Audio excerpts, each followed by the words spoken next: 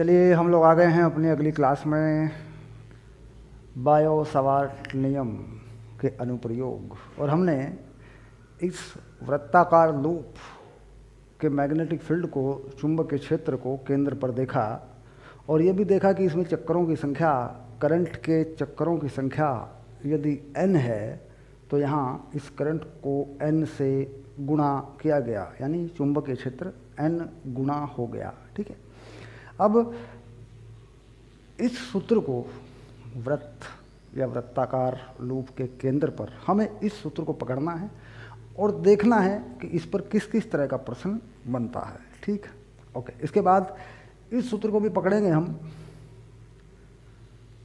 इस पर भी देखेंगे किस प्रकार का प्रश्न बनता है। पहले देखते हैं इस वाले पर। ठीक है,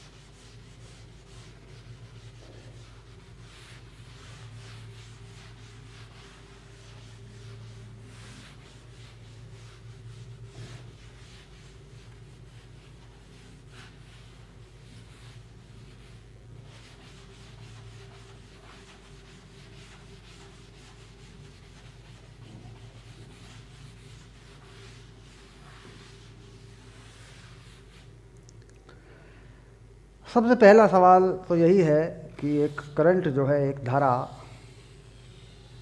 एक वृत्ताकार पथ पर या एक वृत्ताकार लूप पर बाश पर घूम रही है जिसकी त्रिज्या है r ऐसे, तो इसके केंद्र पर जो चुंबकीय क्षेत्र होगा वो कैसा होगा, उसकी दिशा क्या होगी। तो देखिए, अगर बोर्ड के प्लेन में देखें, केंद्र को O मान लें तो विद्युत क्षेत्र चुंबकीय क्षेत्र नीचे की तरफ होगा और इसका मान होगा म्यू नॉट I/2r, क्योंकि केंद्र पे देखें तो वामावर्त दिशा में धारा घूम रही है।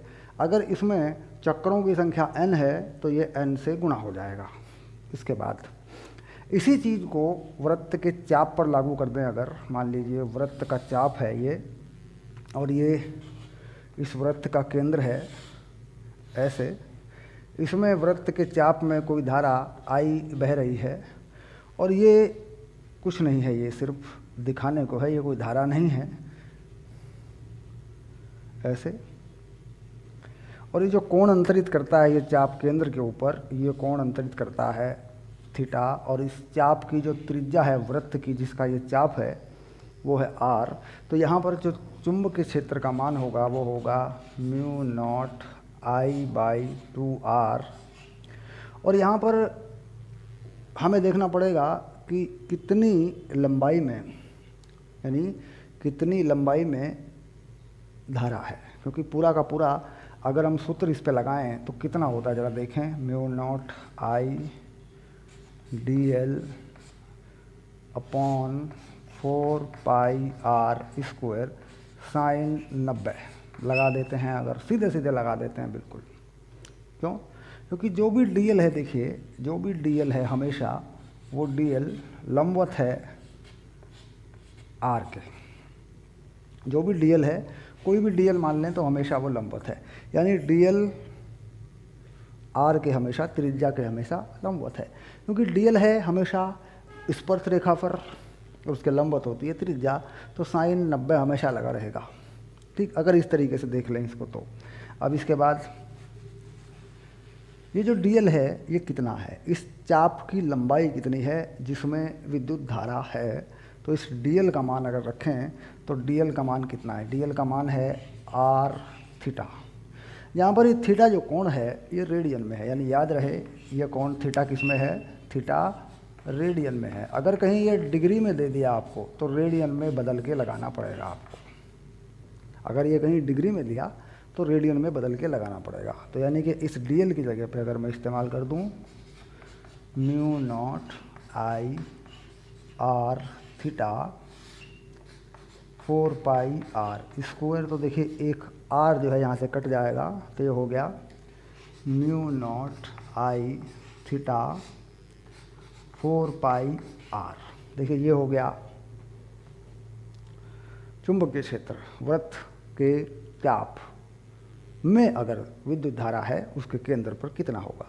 दिशा बिल्कुल ऐसे ही निकालेंगे जैसे केंद्र के चारों तरफ ये भी बाहर से देखने पर वामावर्त है, तो ये इस केंद्र पर जो विद्युत चुंबकीय क्षेत्र होगा वो बोर्ड में अंदर की तरफ होगा। ठीक, तो ये भी निकल गया सिंपल। अब मान लीजिए कोई कोण दे दूँ यहाँ पे मैं, अब इस पर कोई छोटा सवाल पूछ लूँ मैं, छोटा सा प्रश्न बनाऊँ इस पर मान लीजिए मैं, तो कैसे करेंगे देखिए।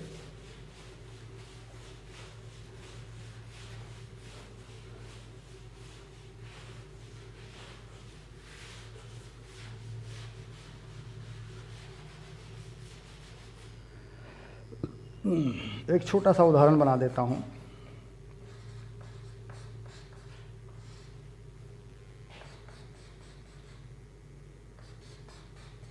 ये कोण है मान लीजिए 60 डिग्री का, और ये है वृत्त का चाप जिसमें धारा है I, धारा का मान है 5 एम्पियर, और ये त्रिज्या है R जो मान रहा हूँ मैं 1 मीटर।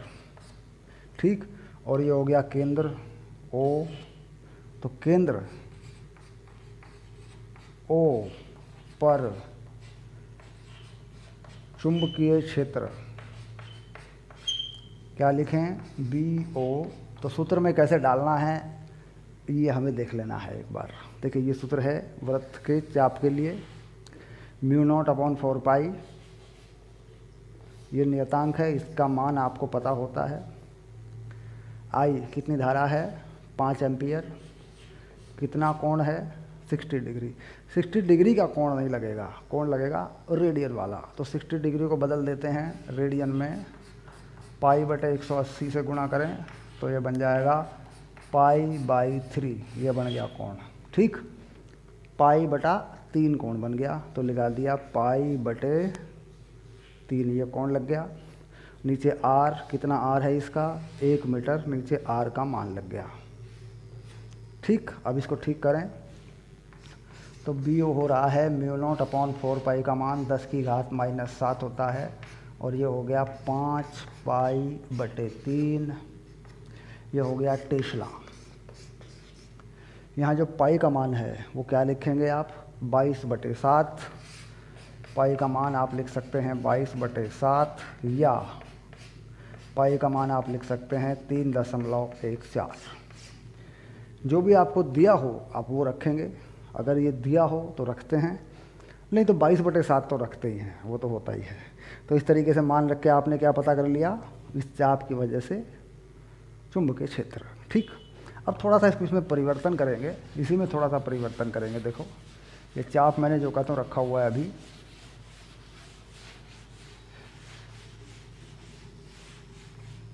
मान लीजिए ये केंद्र है ऐसे यूँ, और यहाँ पर भी करंट है, ये त्रिज्या के बराबर है, यहाँ पर भी करंट है, और इसमें करंट जो है इस तरीके से घूमती है यूँ ऐसे O। ठीक, देखिए इसमें करंट के 3 हिस्से हैं O A B।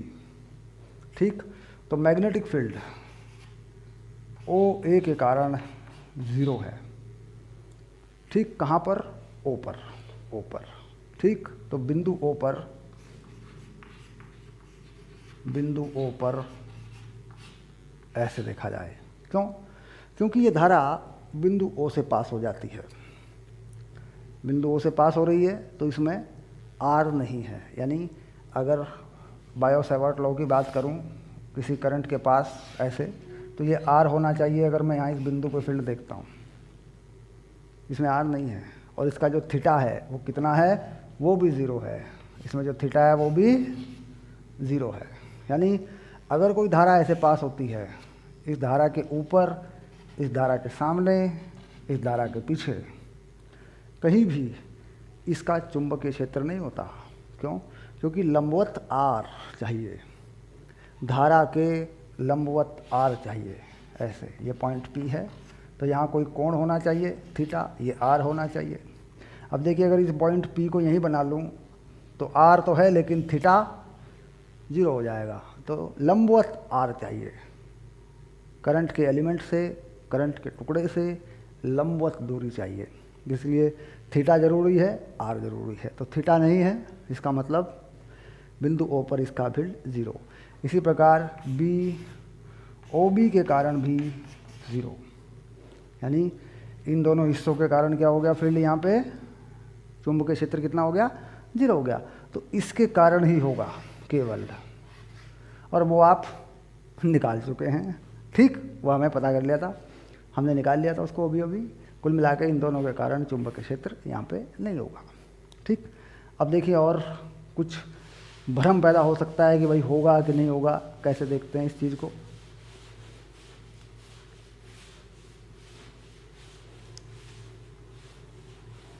एक और उदाहरण ले लेते हैं।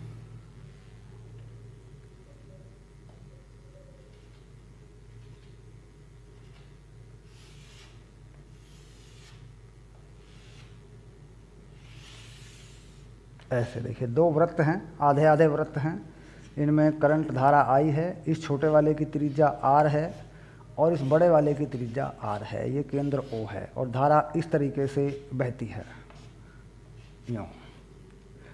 तो बिंदु ओ पर चुंबकीय क्षेत्र बताइए, केंद्र बिंदु ओ पर। ओके,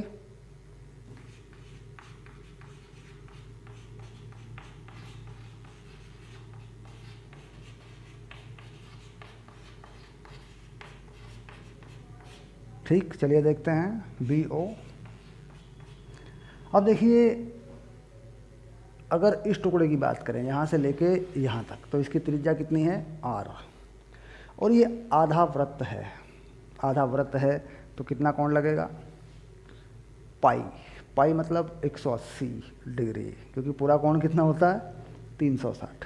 और इसका चुंबकीय क्षेत्र कैसा होगा, वामावर्त है धारा तो अंदर की तरफ, यानी यहाँ पर जो चुंबकीय क्षेत्र होगा वो अंदर की तरफ होगा।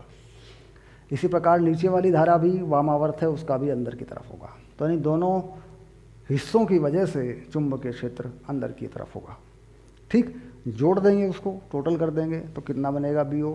ऊपर वाले हिस्से की वजह से mu naught I pi 4 pi R, नीचे वाले हिस्से की वजह से mu naught I pi 4 pi R. ये बन गया, देखिए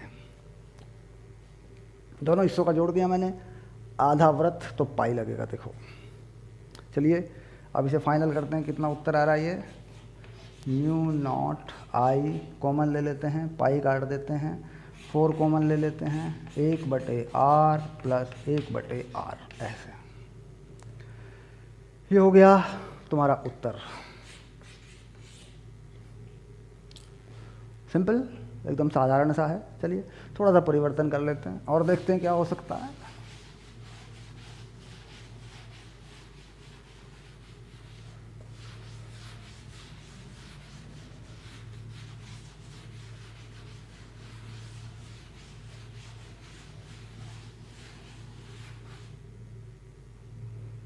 एक और बनाता हूँ इसी तरीके से।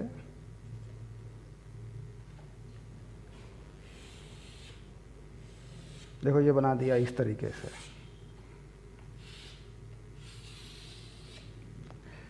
इसमें धारा इस तरफ से बहा लेते हैं, इस बार यूँ ले आते हैं धारा को ऐसे। इसको धारा को मान लेते हैं कि ये आई है, आई मान लिया हमने इसे। और इस छोटे वाले अर्धवर्त है कि त्रिज्या को आर मान लेते हैं, बड़े वाले की त्रिज्या को आर मान लेते हैं। ये बिंदु ओ है, तो केंद्र बिंदु बिल्कुल पहले वाली बात है, ओ पर चुंबकीय क्षेत्र। ठीक, अब इसमें तो आप खुद भी कर सकते हैं इसको, देखो ज़रा करके क्या मामला है। अब देखो धारा, फिर इसमें धारा कैसे आ रही है, इसमें धारा आ रही है इधर से देखने पर वामावर्त। तो इस हिस्से की वजह से चुंबकीय क्षेत्र यहाँ पर देखा जाए तो बी होगा अंदर की तरफ। ठीक, छोटे आर की वजह से। किसकी वजह से? छोटे आर की वजह से। और बड़े आर की वजह से इसकी धारा कैसी है? दक्षिणावर्त। बी होगा ऊपर की तरफ, यहीं पे बी होगा ऊपर की तरफ बड़े आर की वजह से। यानी दो बी होंगे, एक छोटे वाले की वजह से अंदर की तरफ, बड़े वाले की वजह से बाहर की तरफ। तो बाहर की तरफ माने जाने वाली दिशा को अगर हम धनात्मक मान लें, बाहर की तरफ जाने वाली दिशा को धनात्मक मान लें, तो उसमें से घटा सकते हैं अंदर वाला। और अगर अंदर की तरफ जाने वाली दिशा को धनात्मक मान लें तो उसमें से घटा सकते हैं बाहर वाला। तो क्या लिखते हैं? अंदर की तरफ अगर हम मान लें, लिखें फिर अंदर की तरफ, ज़्यादा फील्ड बनेगी तो उसको धनात्मक मान लें और लिख दें उसे अंदर की तरफ। तो कैसे? B O mu naught I pi 4 pi R minus mu naught I pi 4 pi R, ये आ गया। हमने देखा अंदर की तरफ जाने वाला चुंबकीय क्षेत्र हमने धनात्मक लिया, बाहर की तरफ आने वाला ऋणात्मक लिया। तो जो कुल चुंबकीय क्षेत्र है, जो परिणामी चुंबकीय क्षेत्र है, वो अंदर की तरफ आ गया। तो लिख देंगे इसकी value mu naught I upon 4 1 by R minus 1 by R. ठीक, अंदर की ओर, अंदर की ओर। ठीक, कागज़ के तल पे अंदर की ओर, है ना, ऐसे लिख देते हैं। अंदर की ओर लिख दिया, सही करता हूँ इसको ना, अंदर की ओर लंबवत, अंदर की ओर कागज़ के तल के लंबवत, है ना, ऐसे लिख सकते हैं। ये अपने मानने पर होता है। हो सकता है आप बाहर की तरफ धनात्मक मान ले तो फिर बाहर की तरफ लिखेंगे तो ये वैल्यू माइनस में आ जाएगी। ठीक है, बाहर की तरफ परिमाण करेंगे तो माइनस हटा देंगे बाद में, क्योंकि बाहर की तरफ धनात्मक मान रहे हो तो फिर बाहर की तरफ लिख दिया तो बाहर की तरफ पॉजिटिव बना के लिख देंगे। ठीक है, अगर बाहर की तरफ आ रहा है तो, लेकिन ये आ रहा है किस तरफ? अंदर की तरफ, तो अंदर की तरफ लिख दिया, धनात्मक पॉजिटिव बना के लिख दिया हमने। ठीक, यानी कुल मिला के दोनों चुंबकीय क्षेत्र घट जाएंगे, सीधी सी बात है, क्योंकि एक आधे सर्कल की वजह से धारा दूसरे आधे सर्कल की वजह से धारा की उल्टी है, उल्टी दिशा में है। ठीक है, थोड़ा और देखते हैं, आगे की तरफ बढ़ते हैं।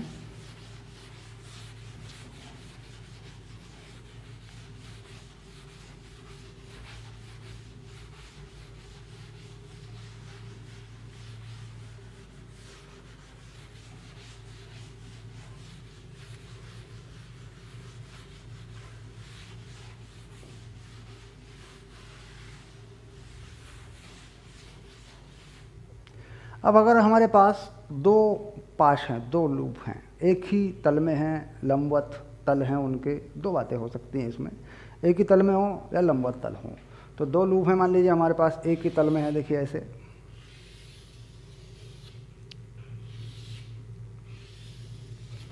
इसकी जो त्रिज्या है वो है R1 और दूसरे वाले की, बाहर वाले की त्रिज्या है R2। इसमें जो चक्कर हैं अंदर वाले में वो N1 है, इसमें जो धारा है वो I1 है। ठीक, कैसी धारा है? वामावर्त। और मान लीजिए इसमें धारा है दक्षिणावर्त, I2 है, इसमें चक्कर हैं N2, और ये बिंदु O जो है केंद्र बिंदु है, इस पर कितना चुंबकीय क्षेत्र होगा? बड़ा इंपॉर्टेंट सवाल है, NCERT में हम इसे हल भी करेंगे, वहाँ पर ये है पूरी तरह। ठीक है, तो बिंदु O पर चुंबकीय क्षेत्र, केंद्र बिंदु, है ना,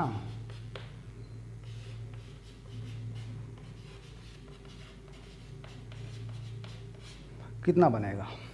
ठीक, अब देखिए अंदर की तरफ धनात्मक मान लें और बाहर की तरफ ऋणात्मक मान लें, तो क्या करें? अंदर किसका है? I1 का चुंबकीय क्षेत्र अंदर की तरफ है और उसमें कितने चक्कर हैं? N1। उसमें से घटा देते हैं बाहर वाले का, क्योंकि जो धारा दक्षिणावर्त है उसका बाहर होगा केंद्र पे, तो घटा देते हैं, BO लिख लेते हैं ऐसे। ठीक, तो म्यू नॉट N1 I1 बटे 2 R1 minus mu not N2 I2 बटे 2 R2, बस यही उत्तर है। ठीक, क्या लिखें इसको? तल के लंबवत अंदर की ओर, ठीक, लूप के तल के लंबवत अंदर की ओर, लूप के तल के लंबवत अंदर की ओर। ठीक, ऐसे दिशा बताई जा सकती है। ठीक है, सिंपल है, समझ में आ गया होगा कि भाई क्या हो रहा है? यहाँ तक पहुँच गए हम लोग, देखो धीरे धीरे धीरे धीरे। चलिए एक उदाहरण और लेते हैं। जब इन दोनों लूप का तल एक दूसरे के लंबवत हो तब कैसे करते हैं, देखो।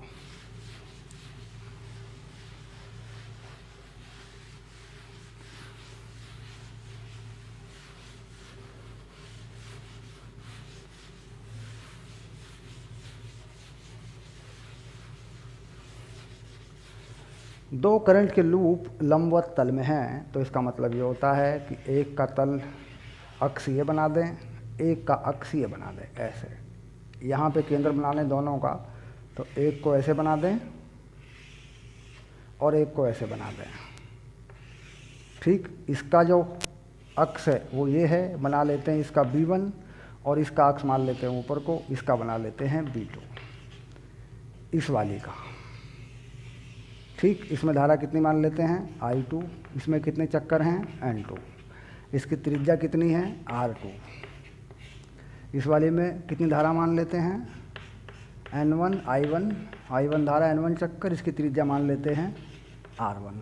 ठीक, अब देखिए ये बात पक्की हुई, अगर इनके तल लंबवत हैं तो इनके चुंबकीय क्षेत्र भी लंबवत होंगे। मान लीजिए इस वाली की बात करूं, ऐसे एक यूँ है, मान लीजिए एक कोयल ऐसे है तो उसका चुंबकीय क्षेत्र उधर को होगा। एक यूँ है आपकी तरफ से, है ना, ऐसे मान लीजिए, तो उसका चुंबकीय क्षेत्र उधर को होगा। तो दोनों लंबवत होंगे, लंबवत होंगे तो B1 B2। अब हम जानते हैं कि B1 B2 चुंबकीय क्षेत्र सदिश राशि है, तो इसका परिणामी जो होगा कैसा होगा, देखिए परिणामी सदिश राशि का ये B2 और ये B1, तो परिणामी होगा यहाँ पे दो सदिश राशियों का परिणामी, अगर वो एक दूसरे के लंबवत हैं तो कितना होता है B1 square plus B2 square, ये होता है। ठीक, और B1 B2 के मान वही होंगे जो आप जानते हैं। B1 का मान म्यू नॉट N1 I1 बटे 2 R1 और B2 का मान म्यू नॉट N2 I2 बटे 2 R2। ये मान यहाँ से निकालेंगे, पहले यहाँ लगाएंगे, यानी ये जो मान है यहाँ से निकलेगा और यहाँ लगेगा। ऐसे ये मान यहाँ से निकलेगा और यहाँ लगेगा, तब आएगा परिणामी चुंबकीय क्षेत्र इस दिशा में आ जाएगा। देखिए B बना देता हूँ, दिखा देता हूँ इसको मैं कि भाई आसानी हो जाए कि भाई दिख जाए। सर ये है कहाँ पे, है ना, देखो यहाँ पे ये परिणामी B है। ठीक है, नहीं, जब दो लूप, दो कोयल एक दूसरे के लंबवत हों, उनके प्लेन लंबवत हो और संकेंद्री हों, यानी उनके केंद्र एक ही जगह पे हों, तो केंद्र पर, ठीक, केंद्र बिंदु पर इस तरीके से निकालते हैं चुंबकीय क्षेत्र। बात सीधी है, बात ये भी सीधी है, कोई ख़ास बात नहीं इसमें भी। चलो आगे चलते हैं, थोड़ा और लेते हैं।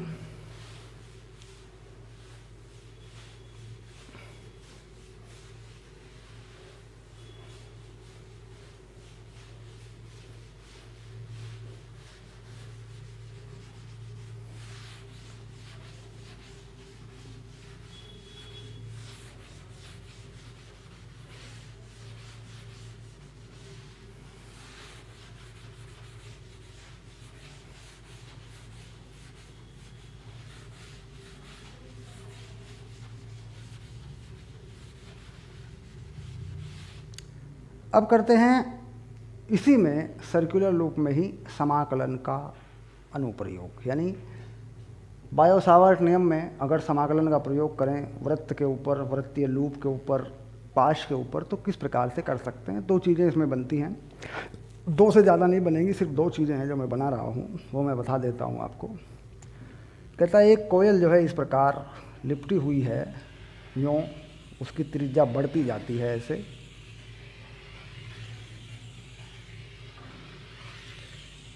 ऐसे, और इसमें जो चक्करों की संख्या है वो कितनी है, चक्करों की संख्या ये n है, और जो अंदर की पहली त्रिज्या है वो ए है और जो बाहर की त्रिज्या है वो बी है। यानी चक्कर मारना शुरू करती है ए से और चक्कर मारती है त्रिज्या बी तक। अब यहाँ जो केंद्र बिंदु है इस पर चुंबकीय क्षेत्र है और इसमें जो धारा है वो आई है।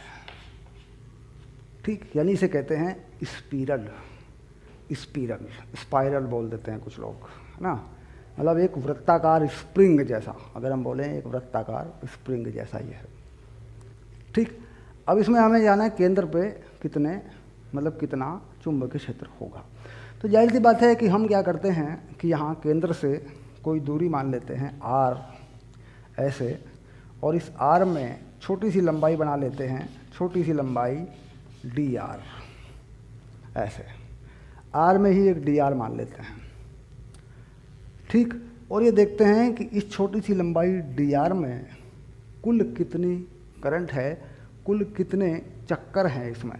ठीक, तो हम जानते हैं कि जो n कुल चक्करों की संख्या है वो कहाँ है, ये है कितनी लंबाई में, कहाँ से कहाँ तक। देखिए ए से लेके और बी तक, ए से लेके बी तक चक्कर हैं n।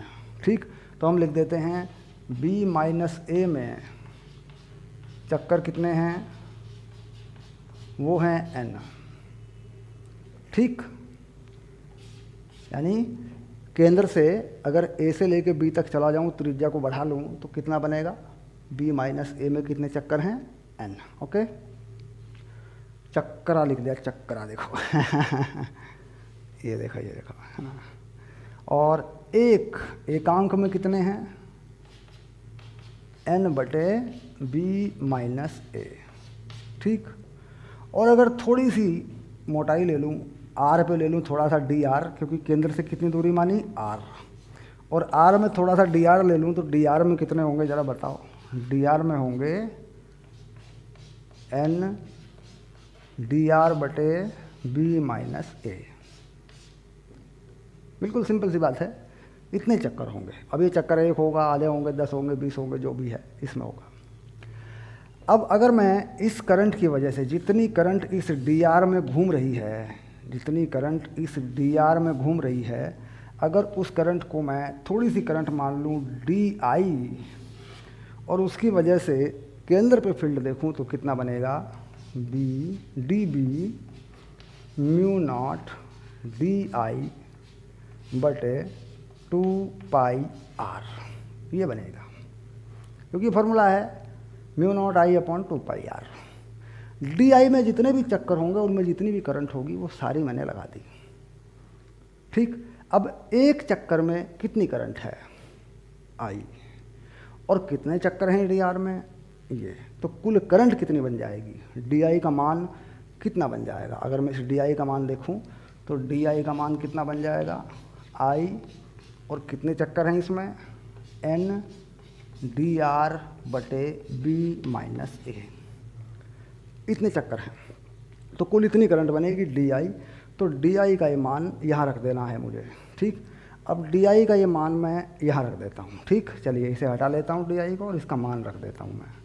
ठीक, ये हो गया आई एन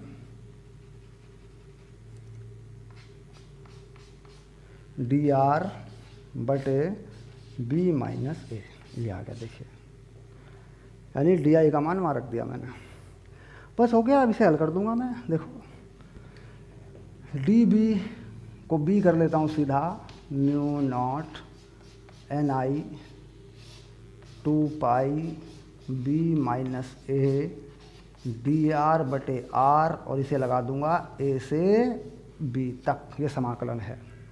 कहाँ से कहाँ तक है वो आर, जहाँ करंट फैला है ए से शुरू हुआ बी तक गया, तो लगा दिया मैंने समाकलन। देखो, ठीक, तो कुल मिला के हल करते हैं, इसे हटा लेते हैं। ये बात समझ में आ चुकी है हमारी, इसे हटा लेते हैं। देखो, इसको हल करेंगे अब हम, ये लो, इस चीज़ को हल करते हैं। अब ये डी आर बटे आर ये होता है प्राकृतिक लॉग, नेचुरल लॉग। कर लेते हैं इसको। तो बी जो है वो बना म्यू नॉट एन आई 2πb-a, और ये बन जाएगा log, इसका आधार होता है ई आधार के log को ln भी लिखते हैं। ठीक है, नहीं समझ ले बात को। अगर ऐसा लिखा है कहीं log e x तो इसका मतलब होता है ln x, ये भी लिख सकते हैं इसको। अगर log e आधार को 10 पे ले जाना है तो 2.303 से गुणा करके इस log को 10 के आधार पर भी ले जाया जा सकता है। इसे कह सकते हैं ln x। यानी log e आधार या ln x को अगर 10 के log पे ले जाना है आधार पे तो 2.303 से गुणा करके ले जा सकते हैं। लेकिन गणित जो देगा, समाकलन जो देगा, वो आपको e आधार वाला ही देगा। ठीक, अब ये देखिए dr/r हो गया log r, और इस पे समाकलन की सीमा a से b लग गई। चलिए आगे बढ़ते हैं। μ0 ni 2πb-a। अब log में लिमिट लगाने का मतलब सीधा है, log b minus log a वो हो जाएगा log b/a, यानी ये हो जाएगा log e b/a, ये हो गया। देखिए ठीक है, यानी अब इसको तुम अगर ln में लिखना चाहो तो ln में लिख सकते हो। इसे ln में लिख देता हूँ मैं एक बार।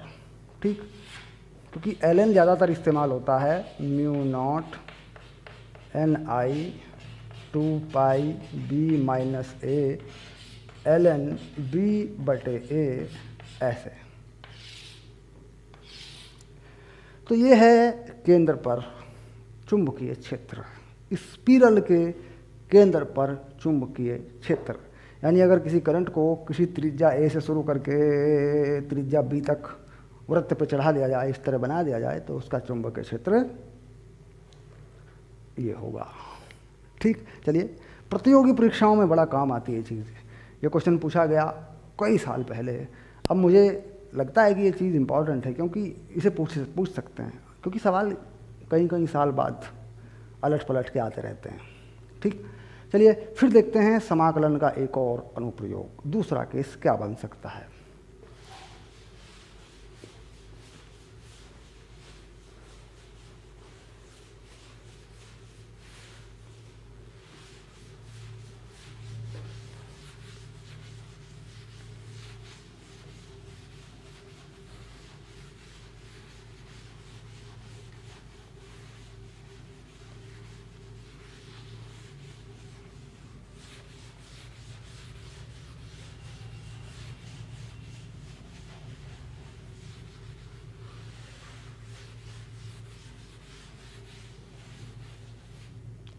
अब है मेरे पास वृत्ताकार प्लेट यानी डिस्क, जिसमें एक करंट घूमता है, जिसकी अंदर की और बाहर की त्रिज्याएं मुझे पता हैं। यानी अब मैं दूसरी चीज़ बना रहा हूँ।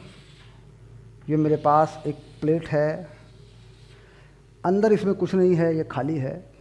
इसकी अंदर की जो त्रिज्या है ये a है, ये केंद्र है, और इसकी जो बाहर की त्रिज्या है वो b है। ऐसे ये जो बाहरी त्रिज्या है ये b है। ऐसे ये त्रिज्या जो है इसकी ये b है।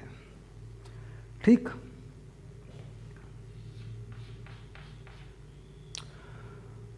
इसमें धातु कहाँ पर है।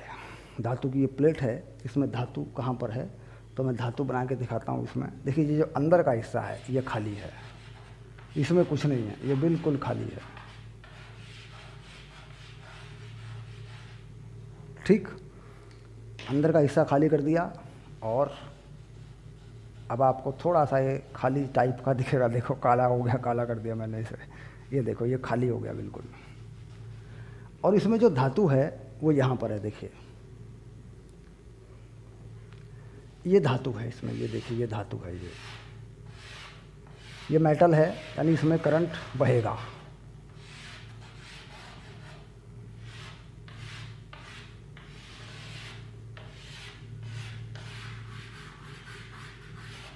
और इसमें जो कुल धारा बह रही है, जो करंट बह रहा है इसमें, वो इस दिशा में कुल धारा बह रही है इसमें। ऐसे ये धारा है, इसका मान है आई नॉट, यानी इसमें धारा यूँ घूम रही है। ठीक, इसके केंद्र ओ पर आपको बताना है चुंबकीय क्षेत्र। ओरिजिनल क्वेश्चन है, बिल्कुल बिल्कुल ओरिजिनल क्वेश्चन। यानी दो तरह का केस बनता है, एक इससे पहले बनाया था समाकलन पर, एक ये बनेगा। अब क्या करते हैं कि इससे एक दूरी r लेते हैं ऐसे, और यहाँ पर थोड़ा सा एक dr का हिस्सा काट लेते हैं। ये क्या है? ये है dr, यानी r में थोड़ा बढ़ाया तो dr हो गया, और इसमें जो करंट बनेगी उस थोड़ी सी करंट को चलाकर उसे लेते हैं di, और di का मान लेते हैं। जो कुल करंट है आई नॉट वो कितने क्षेत्रफल में है, हमें देखना है कि जो कितने क्षेत्रफल में आई नॉट घूम रही है, वो है पाई बी स्क्वायर माइनस ए स्क्वायर, कुल करंट बटे कुल क्षेत्रफल। अब इस हिस्से में जो थोड़ा सा हिस्सा है dr का, जो r पर है, इसका क्षेत्रफल कितना होगा वो हमें लगाना पड़ेगा। कुल करंट बटे कुल क्षेत्रफल गुणा वो क्षेत्रफल जिसमें करंट ले रहे हैं di, तो कितना हो जाएगा वो हो जाएगा 2 पाई r dr, यानी इस छोटी सी पट्टी का क्षेत्रफल 2 पाई r dr होगा, थोड़ा सा क्षेत्रफल। ठीक, अब इसके बाद ये बन गया di। अब इस di की वजह से केंद्र पर जो चुंबकीय क्षेत्र होगा वो कितना होगा? BO, केंद्र पर चुंबकीय क्षेत्र म्यू नॉट BI बटे 2R। ये आप जानते हैं mu naught I upon 2R चुंबकीय क्षेत्र होता है, सर्कुलर लूप की वजह से, वृत्ताकार पाश की वजह से, है ना। चलिए लिख देते हैं वहाँ पे वैल्यू, डाल देते हैं इसकी value. Mu not 2R, DI का value I not 2 pi R dr बटे पाई बी स्क्वायर माइनस ए स्क्वायर, ऐसे। ठीक, अब ये जो पाई और 2 पाई R है, देखो ये कटेगा, ये गया, तो कितना बचा? Mu naught I not dr, नीचे बच गया बी स्क्वायर माइनस ए स्क्वायर। ठीक, ये बन गया BO। ठीक, इधर भी हम लिख सकते हैं DBO, मैं पूरा BO लिख रहा हूँ क्योंकि बाद में फिर लिखना ये कर देते हैं। अब dr जो है क्या हो गया? dr का अगर समाकलन करूँ, कहाँ से कहाँ तक करना है मुझे dr का समाकलन? a से लेके b तक, तो ये हो गया a से b तक। ठीक, तो ये चीज़ कितनी बन जाएगी? ये बन जाएगी mu naught I not be square minus A square, और dr पे लिख दूंगा b माइनस ए, क्योंकि dr का समाकलन क्या होगा? r होगा, और r में लिमिट क्या लगेगी? सीमा b है, तो b माइनस ए हो जाएगा। अब ये b माइनस ए और नीचे b स्क्वायर प्लस ए है, ये कट जाएगा। देखो BO जो बनेगा वो बनेगा mu naught I naught b plus ए, ये रहा। देखो क्यों?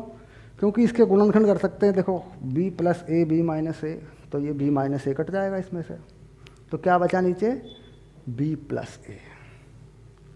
ठीक, तो ये हो गया। देखो अगर किसी डिस्क में, किसी धातु की डिस्क में एक करंट इस तरीके से चलाएं तो उसके केंद्र पे इतना चुंबकीय क्षेत्र होता है। ए उसकी अंदर की त्रिज्या, बी उसकी बाहर की त्रिज्या, और उसमें कुल करंट आई नॉट। ठीक हो गया। तो एक सीधा सा समाकलन का ये अनुप्रयोग है। दोनों समाकलन के अनुप्रयोग वृत्त में यही होते हैं, दोनों मैंने आपको करवाए। ठीक, अब 40 मिनट की ही क्लास हम लोग कर रहे हैं। 40 मिनट हमारे हो चुके हैं। ये लंबा टॉपिक है, बायो सवार्ट अनुप्रयोग। ठीक है, मिलते हैं अगली क्लास में। Okay, bye.